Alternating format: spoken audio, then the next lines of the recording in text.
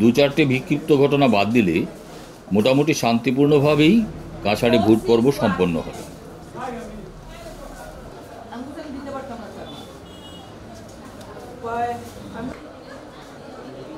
আমরা এবার কথা বলে দিচ্ছি পঞ্চায়েত মেম্বারে প্রার্থী শ্রীমতী দিয়া সিংহের সাথে। আচ্ছা, আপনি কি উদ্দেশ্য নিয়ে এবারে পঞ্চায়েতে দাঁড়িয়েছেন?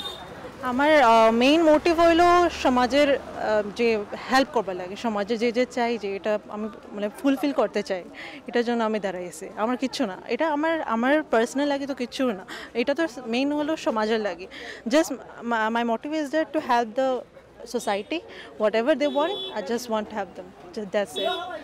না, আপনি যে এরিয়ার জন্য দাঁড়িয়েছেন, হ্যাঁ এরিয়া, সেই এরিয়া কি কাজ আপনার মানে করার ইচ্ছা আছে আগামীতে? আমি যে যে কাজ রয়েছে এখনো যে ফুলফিল হয়েছে না, যে কাজ এমনি বেজান কাজ আছে যেটা রয়েছে এখনো। হ্যাঁ, কিছু মানে ফর এক্সাম্পল হলো রাস্তার বেজান প্রবলেম আছে, আর ওয়াটারের সাপ্লাই বেজান প্রবলেম আছে, ড্রিঙ্কিং ওয়াটারের বেজান প্রবলেম আছে, এটা সব নিয়ে আমি একটু সলভ করতে চাই প্রবলেমগুলো। Thank you so much. আমরা এবার রাখালপাল জিপির পার্ট 2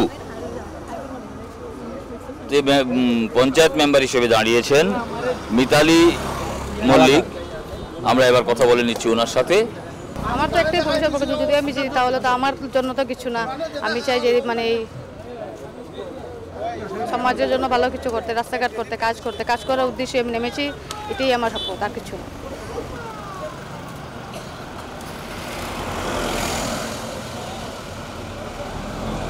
এবারে আমরা কথা বলছি আঞ্চলিক পঞ্চায়েতের পদপ্রার্থী মিসেস সিনহা।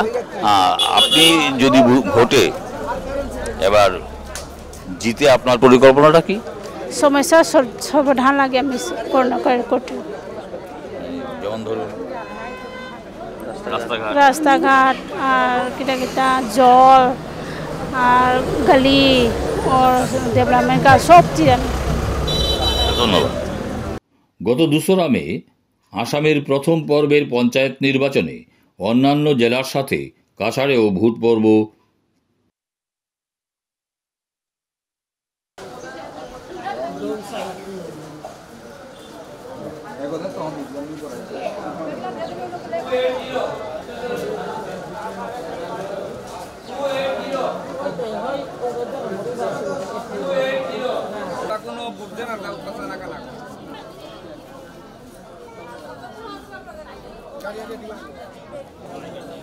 বছর হয়েছে।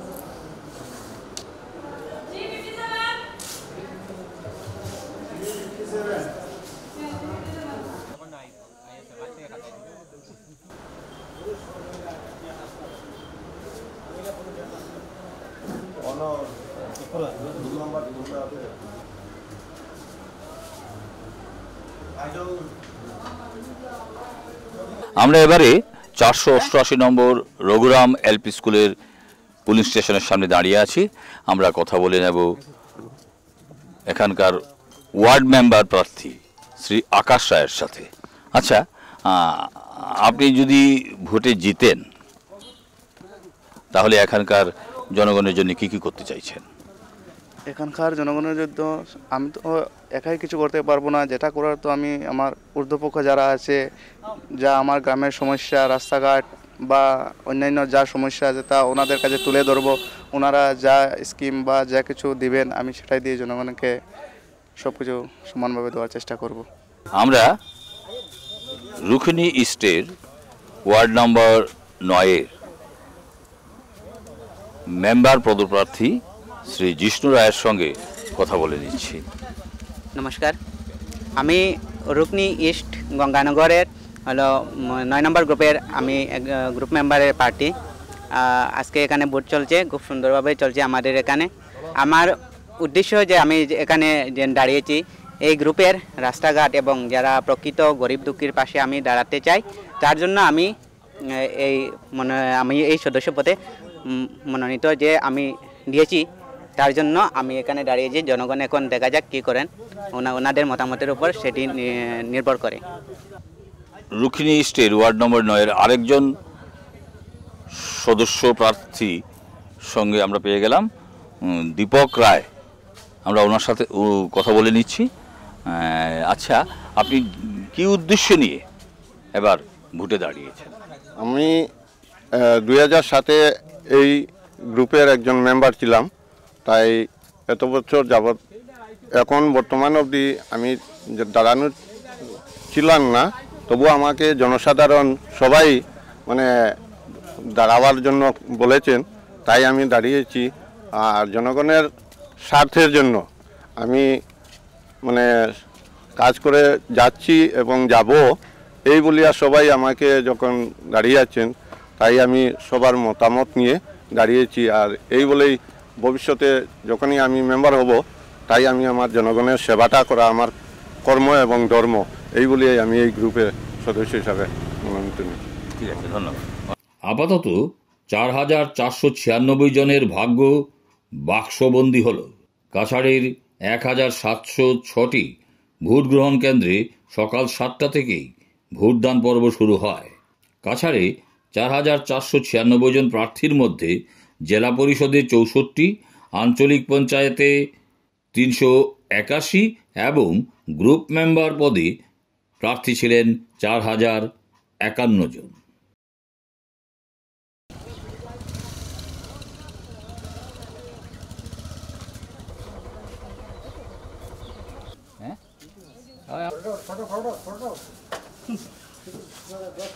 প্রাপ্ত খবর অনুযায়ী এবার পঞ্চায়েত নির্বাচনে কাছাড়ে ভোট পড়েছে 73%।